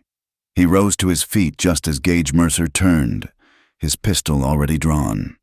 They stood 20 feet apart, 2 silhouettes on a narrow, swaying stage, the wind whipping at their coats. Gage let out a short, incredulous laugh. "Hawthorne, you should have stayed on your damn farm." He gestured with his pistol toward the tracks below, where he knew Maeve was. Trying to redeem yourself with one broken woman, you could save 100, and it still wouldn't be enough to wash the cowardice off you. He was probing, using the past as a weapon. He was trying to find the man who had frozen at Black Needle Crossing. But that man was gone. "It's enough," Eliar said, his voice cold and clear above the wind. "As long as I'm alive to protect her." He didn't wait for a response. He lunged, not with a shooter's caution, but with the explosive force of a brawler. He closed the distance in 3 long strides, his shoulder crashing into Gage's chest. The pistol flew from Gage's hand, skittering across the roof and disappearing into the darkness. They crashed together, a tangle of limbs. It wasn't a duel. It was a storm. Fists landed with dull, meaty thuds. It was brutal. Close quarters fighting. All elbows and knees. Each man trying to gain the leverage to throw the other from the moving train's precipice. Below, the first of the freed prisoners was emerging from the boxcar. A young woman, her dress torn, her face streaked with tears. Maeve helped her down the steep, gravelly embankment. "This way, quickly," Maeve urged, her voice a fierce whisper. A shot rang out from the roof. One of Mercer's men had spotted them. The bullet kicked up dirt a foot from the young woman's head, before he could fire again. A rifle cracked from the rocks. Mag's return fire was economical and deadly accurate. The guard cried out, clutching his shoulder, and staggered back. Mags wasn't wasting lead. Every shot had a purpose. Maeve led the prisoners, one by one, into the relative safety of the shadows. Mags's rifle providing a shield of carefully placed lead. The architect of the chaos, the foreman Crail, had no intention of fighting. He had been riding on the caboose platform and had seen the entire plan unfold. He was a creature of profit, not principle. He jumped from the train, landing hard, and ran for a horse that had been tied nearby for just such an emergency. He swung into the saddle, ready to flee into the night, but he had forgotten about the boy on the bluff. Harlan, having set his signal, had scrambled down the rocks, anticipating this very move. He had a length of rope stretched taut between 2 mesquite bushes across the game trail Crail was taking. Crail's horse hit the rope at a full gallop. The animal screamed and went down in a tangle of legs. Crail was thrown clear, landing with a sickening crunch. He lay on the ground, dazed. The wind knocked out of him. Harlan was on him in a second. The boy's face was ashen, his body trembling with adrenaline, but his hands were steady as he pulled a length of cord from his belt and tied the foreman's hands tight behind his back. On the roof, the fight reached its peak. Eliar slammed Gage against the railing, the wind tearing at them. Gage was strong, wiry, fighting with the feral desperation of a cornered wolf. He twisted, driving his knee into Eliar's gut. The blow forced a pained grunt from Eliar, loosening his grip. In that moment of separation, Gage's hand darted inside his coat. It came out holding a long, wicked-looking skinning knife, its blade glinting in the faint starlight. He lunged, not at Eliar's chest, but at his legs, trying to hamstring him. Eliar threw himself backward to avoid the blade. His boot heel slipped on a patch of dew-slicked wood near the edge of the roof. He lost his footing, his arms windmilling as he fought for balance. He was going over. Eliar Maeve's scream cut through the night. She was at the bottom of the embankment, having just helped the last prisoner to safety. She looked up and saw him teetering on the edge, Gage moving in for the kill. Her hand went to her neck, the braided rope cord. She ripped it off, the leather scraping her skin. With a desperate two-handed throw born of pure instinct, she flung it upwards. The cord, weighted by its own knots, sailed through the air. It uncoiled, a thin, dark line against the sky. It slapped against Eliar's chest. His hand, searching for a hold, found it. His fingers closed around the familiar braid. He gripped it tight, using the slight anchor it provided to shift his weight, to pull himself back from the brink. He regained his footing just as Gage lunged again. Eliar, his body moving on pure instinct, sidestepped the knife thrust. He grabbed Gage's wrist with one hand, twisting it brutally. The knife clattered to the roof. With his other hand, he drove his fist into Gage's jaw. The blow snapped Gage's head back. Eliar didn't stop. He was a machine of controlled fury. He drove Gage to the floor of the roof, his knee pinning the man's chest. He picked up the knife, the blade cold and deadly in his hand. He held it to Gage's throat. Their faces were inches apart. Gage's eyes were wide with a mixture of hate and, for the first time, fear. Eliar's face was a granite mask, his breath coming in ragged gasps. The wind howled around them. It would be so easy. One quick movement, justice, vengeance. But he looked down and saw the shaking, pathetic figure beneath him. He saw the stained handkerchief in Maeve's pocket.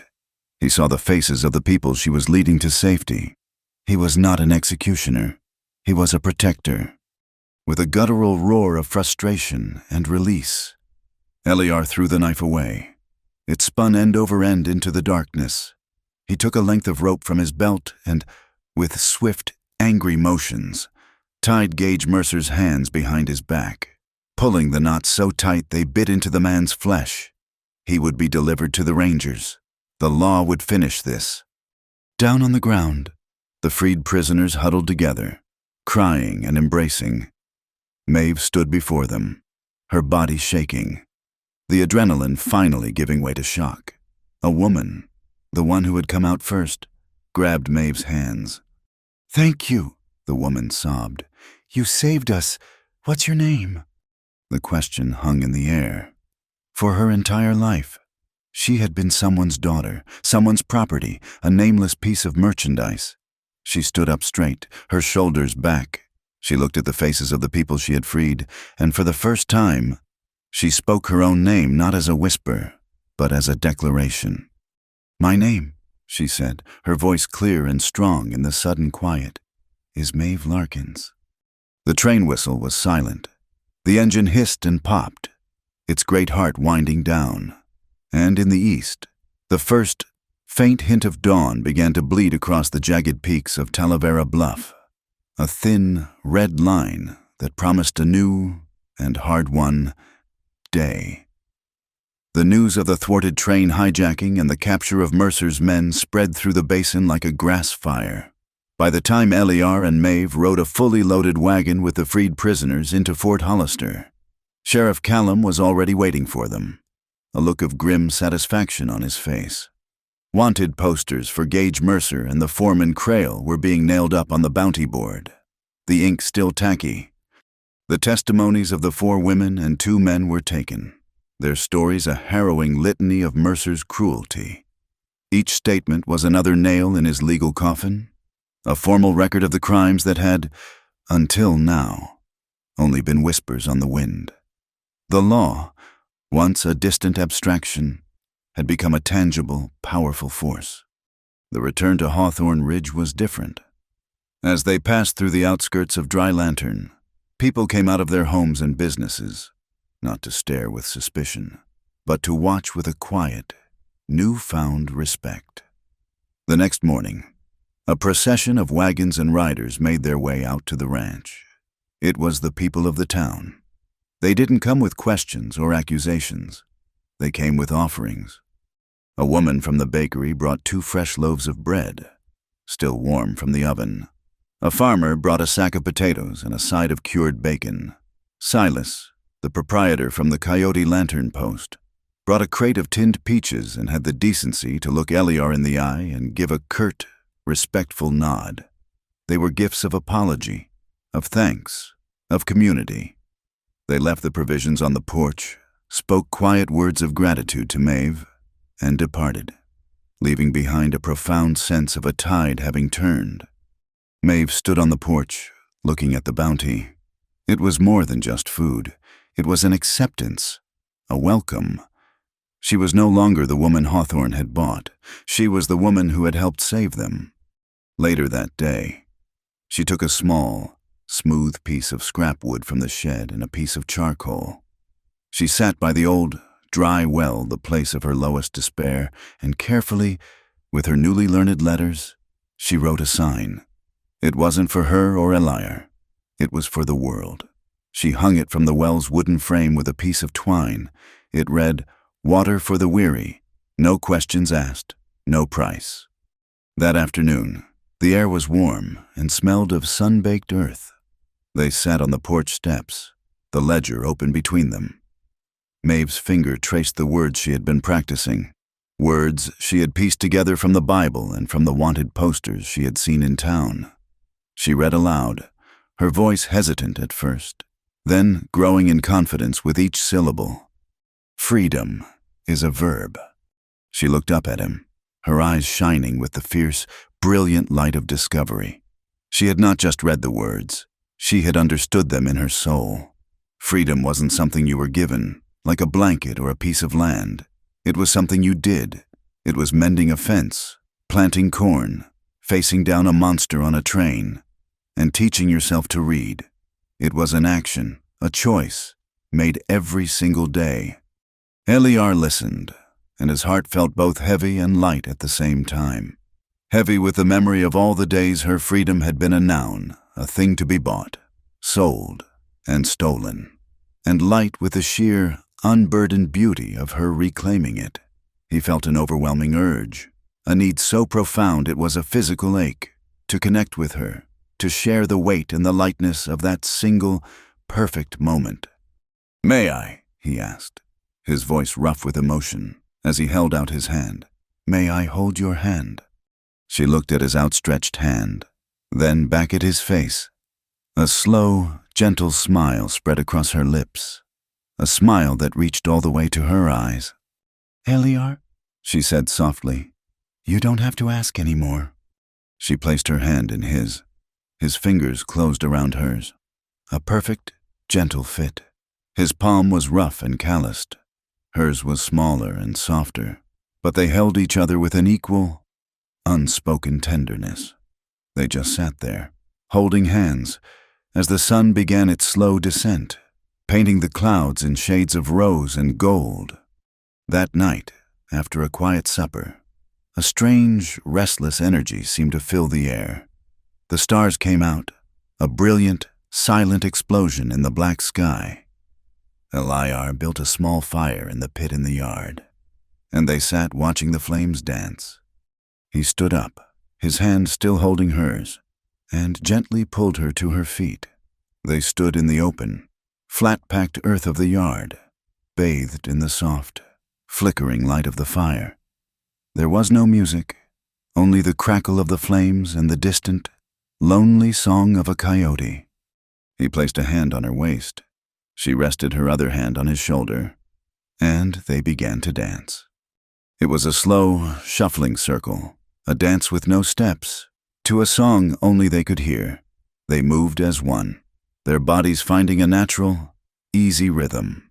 The stars wheeled overhead, and behind them, a meteor streaked across the sky, a fleeting, silver scar on the velvet darkness. It was a dance of healing, of quiet celebration, of two solitary souls who had finally, against all odds, found their rhythm together. He stopped, his hand moving from her waist to cup her face. He looked at her, his eyes dark and full of a feeling so deep it needed no words. This time, when he kissed her, it was not the tentative, grateful kiss of their first encounter. It was a kiss of certainty, of belonging. It was longer, warmer, a deep, slow exploration that spoke of promises made and a future shared. It was the feeling of rain after a lifetime of drought, a long, thirsty drink for a parched soul. The camera of the mind's eye would have pulled back then, away from the two figures silhouetted against the fire, across the yard to the open door of the main house. It would have seen them walk inside, his arm around her, her head on his shoulder. It would have seen the lantern on the kitchen table dim, its light softening, before it was extinguished, leaving the house to the darkness and the stars. The following morning was a study in happy, fumbling awkwardness. Eliar, in an attempt to do something special, tried to make breakfast and nearly set fire to the bacon. Maeve, laughing, had to rescue the skillet. He made coffee that was weak and watery, a stark contrast to his usual potent brew. They sat at the table, surrounded by the smell of slightly burnt bacon, drinking the terrible coffee, and they couldn't stop smiling. The laughter was easy and frequent, and it stayed in the little house long after the breakfast was over. A few days later, Maeve came to him with a new idea, her eyes bright with purpose. The women who were on that train, she said, and others, like Mags's nieces. I want to start a class. In the old church in town. Just for an hour, twice a week. To teach them their letters, like you taught me. The first meeting was held the following Sunday. 3 of the women from the train came, their faces still haunted but their eyes full of a fierce resolve. Mags Thorne was there, too. Her rifle left at home, a piece of charcoal held awkwardly in her hand. She was the first to enroll. While Maeve was finding her new purpose, Eliar was exorcising his own ghosts. The old well, the one where he had first found Maeve, had been a source of shame for him, a symbol of his own stagnation. One morning, he took a bucket, a rope, and a stiff brush, and he began to clean it. He worked for 2 solid days. He descended into the cool, musty darkness, scraping away the slime and moss that had accumulated for years. He hauled up bucket after bucket of stagnant water and mud, until he reached the very bottom, the clean, solid stone floor. It was backbreaking, filthy work. He was not just cleaning a well, he was digging out the rot from his own heart, scraping away the old guilt and regret until only a clean, solid foundation remained. That evening, he came to Maeve as she was putting away her teaching materials. He was clean, his hair still damp, but his hands were raw from the work. In his palm, he held the small, simple silver wedding band from the locked chest. He held it out to her. "This belonged to her," he said, his voice quiet. "The woman I failed. I've kept it all this time as a reminder of that failure." He took a deep breath. "I don't want it to be about the past anymore. It's not about being held captive by what's gone." He looked her in the eyes, his own gaze clear and steady. "If you'll have it, I want us to give it a new meaning." Maeve looked at the simple silver ring, shining in his work-worn hand. It was a circle of sorrow, a symbol of a ghost, but he was offering it as a circle of hope, a promise of a future. Tears welled in her eyes, tears not of sadness, but of a joy so profound it was painful. She reached out and touched his hand, her fingers tracing the ring. Her voice, when she finally spoke, was a choked, tearful whisper. The words an echo of the first ones she had ever spoken to him, but their meaning was transformed, reborn. "You paid the price to rescue me," she whispered, her voice breaking. "But I want to be yours for free." The trial was a swift and brutal affair. A field court assembled in Fort Hollister with a traveling circuit judge whose face was as hard and unforgiving as the land he administered. Western justice was not a creature of nuance. It was a set of scales, stark and simple. On one side, the weight of Gage Mercer's and Foreman Crail's crimes, attested to by a line of solemn, clear-eyed witnesses. On the other, the law. The scales tipped decisively. For Crail, the railroad man who had greased the wheels of the operation, the sentence was the rope. The law had no patience for men who betrayed a public trust for private gain. For Gage Mercer, the architect of the misery, the sentence was different. Not a quick death, but a long, living one 20 years of hard labor in the territorial prison, a fate many considered worse than the gallows.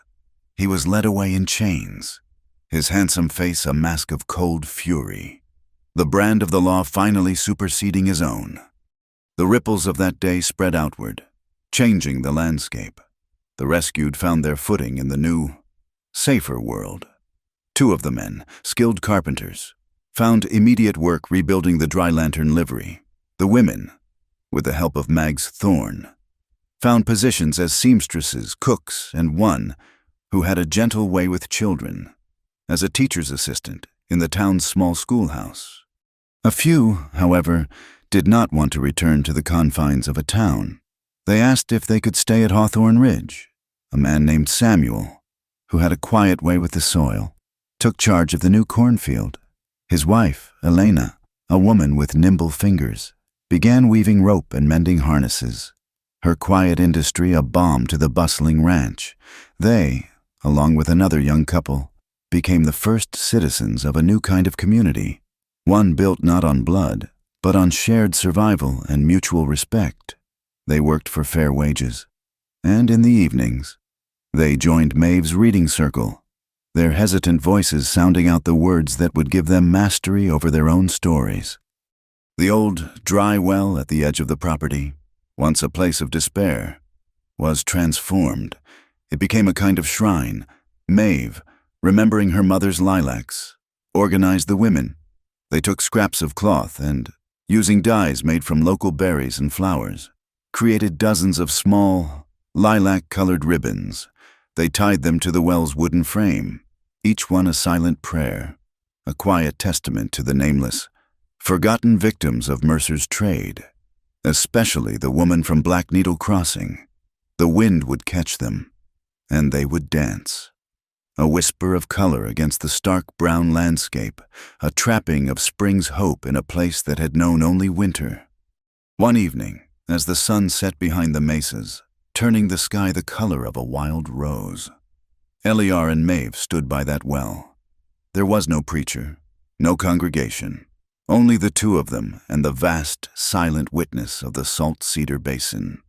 He took her hand, the silver ring, the one he had carried for 5 years as a penance, was now a promise. He slid it onto her finger. It shone in the fading light like a single, perfect drop of dew. It was their ceremony, a simple, profound exchange of vows spoken not in a church, but under the open sky, their words carried away on the evening breeze. Their life together was governed by a simple rule, one they established in the days that followed. Not fenced in, but open doors. Their home was a sanctuary, but never a prison. Respect was the law of the land. Freedom was its founding principle, and speaking the plain truth was its language. Every night, after the work was done and the world had settled into a quiet hush, they would sit by the lantern light and read to each other, sometimes from the Bible, sometimes from a week-old newspaper, sometimes from the simple, powerful sentences Maeve was learning to write herself. The small ripples continued to spread. Harlan, the young mail rider, was officially commended by the railroad for his bravery. They gave him a new title, signalman of the Sable Mesa Pass, and a new, powerful lantern, a permanent guardian of the tracks. Mags Thorne, ever the astute businesswoman, painted a new sign for her establishment. The Coyote Lantern Trading Post became, simply, the Free Lantern. A single lamp was kept burning in her front window all through the night, a beacon for any lost traveler, a promise of sanctuary. The railroad, under the harsh scrutiny of the territorial marshal, cleaned its own house. The flow of illicit equipment through dry lanterns stopped entirely. One day, while in town for supplies, Eliar saw Sheriff Callum on the opposite side of the street. The lawman saw him, too. He didn't shout a greeting. He simply touched the brim of his hat and gave a slow, deliberate nod. It was a gesture of shared victory, a quiet acknowledgement of a job well done. Maeve, meanwhile, found her own way to fight the darkness. She took out a fresh sheet of paper from the ledger and a sharpened piece of charcoal. She began to write. She wrote of the auction block, of the long walk to Hawthorne Ridge, of the terror and the healing, of the fight on the train. She wrote not as a victim, but as a witness. She folded the pages and sent them with Harlan on his next mail run. A week later, in the Frontier News section of the territorial newspaper, her story appeared. It was a stark, honest, and powerful account of what had happened. It was signed, simply, M.L. Life settled into a new, peaceful rhythm, but the West was still the West. One afternoon, a dark line appeared on the horizon.